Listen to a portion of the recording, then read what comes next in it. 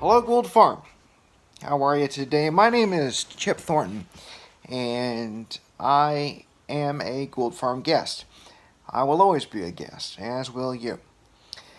Now, Pauline has asked me to reach out to you and give you a little bit of an advance notice as to what to expect when you go for your first interview.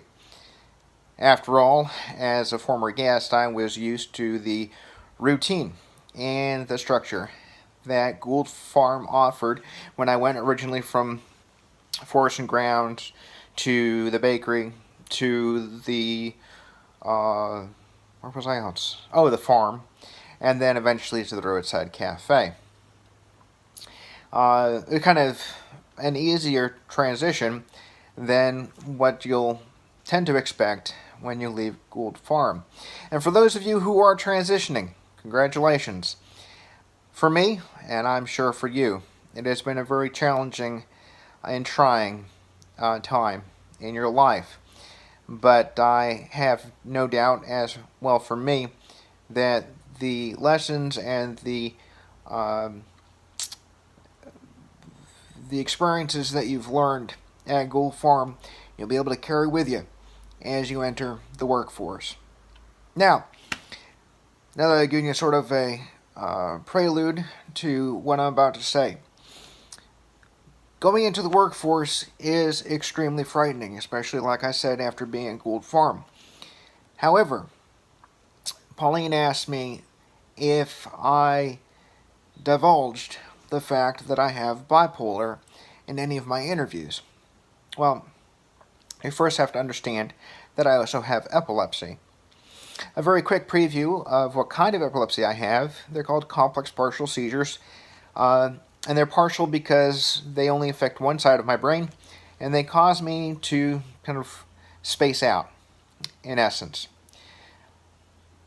In regards to my bipolar and how that affects the workplace for me, it doesn't. Well, to a certain degree. There are days where I am hypomanic and will say it may be a semi-crazy thing to a coworker, probably inappropriate for a workplace, but nothing so much so that it'd get me fired. And then, of course, there are days where I'm depressed and people kind of notice because I'm irritable. But again, nothing to turn my coworkers away. When I was in the interview for, let's say, Ralph Lauren was my first job, I focused mainly on my interpersonal skills, because typically they'll ask what's your greatest strength, what's your weakest strength, and I found that focusing on my greatest strength is also and can be my weakest strength. So for me, it was my interpersonal communication, my getting out there and seeing people and talking to people, and that's all well and good in retail. But when you're having 5-10 minute chats with a customer, and you have 5 other people who want help, it's really not so good. So that was a weakness of mine. Also extremely detailed oriented, to the point where I'm not really able to see the whole picture or step back and see the macro. So when it comes time for questions like that, interviewing questions, that's definitely something to be aware of. And keep in mind, as I'm saying this, you do not have to tell them that you have bipolar, for example. That's none of their business, really, first and foremost. And secondly, if it doesn't affect your work, then that's something that you can work with within yourself, at home or with your therapist or what have you.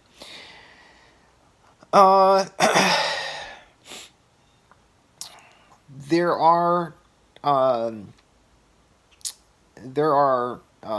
what I'm looking for. It's one of the other things with medication. You lose words pretty quickly. Uh, Tools. There we go. There are tools out there for you in terms of what kind of uh, questions that employers would ask and will ask potentially in a particular given institution or place of employment. And you can find those at glassdoor.com. If you haven't heard about it, that's glassdoor.com, glassdoor.com. Hop on there, and you'll see there are three options for you in glassdoor.com. You can review the company as a past employee or a current employee. You can give your current salary, or what was the third one? Third one is interviewing questions. Of course, that's what I'm thinking. And if you were to go, for example, to, let's say, look up Ralph Lauren, or Apple, did that. I looked up questions at Apple and went to Apple and interviewed there. You'll see a list of questions that other people have submitted that they've been asked. So it gives you sort of an idea as to what that particular company is going to ask. Not necessarily exactly what they're going to ask you, but the kind of questions they're going to ask. Some companies are more of a family-led company. Other companies aren't. And they're more typical ABC questions that you'll see on a great many companies.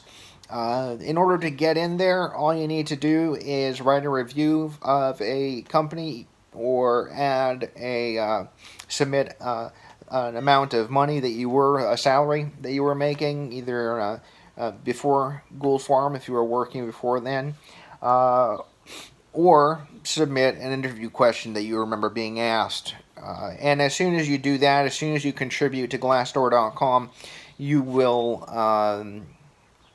be granted access to the whole site. So Glassdoor.com is a place to go if you have any, if you'd like to take a look into what kind of questions they may be asking you. Of course, no doubt, Pauline has shared with you Indeed.com, Jobs New Hampshire, or JobsMA.com, and things like this. But having said all of that, let me bring it back to what Pauline has asked me to talk about, and that is interviewing. It is a very scary thing coming out of Gould Farm. However, again, the tools that you've learned at the farm and the fact that you're even transitioning is monumental. And I have no doubt that you'll be just fine. Again, keep in mind, there's no need to let your employer know that you have a mental illness.